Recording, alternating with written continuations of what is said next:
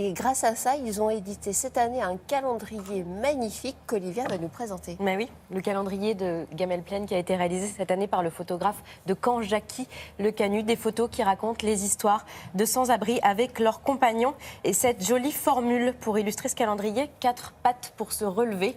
Voilà, si vous voulez aider l'association, se procurer ce calendrier, c'est une bonne façon de le faire.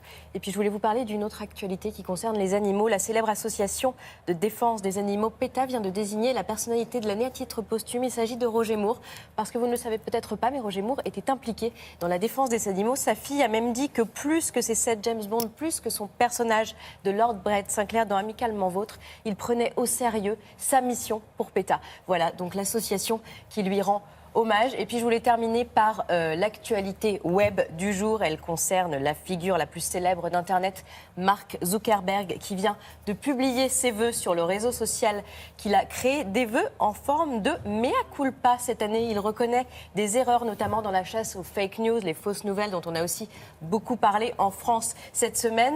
Des erreurs dans la chasse aux propos haineux, dans la lutte contre l'apologie du terrorisme. Il dénonce une ingérence de certains pays. Il vise ici la Russie, qui a été accusée de propager des fake news via Facebook pendant l'élection américaine. Voilà, Facebook a beaucoup de travail, dit-il. Son patron conclut en parlant d'années de l'auto-amélioration. Quand on sait qu'on lui prête des ambitions présidentielles à Mark Zuckerberg, on parle même d'un duel Trump-Zuckerberg pour 2020. Voilà, d'ici là, il faudra donc être irréprochable.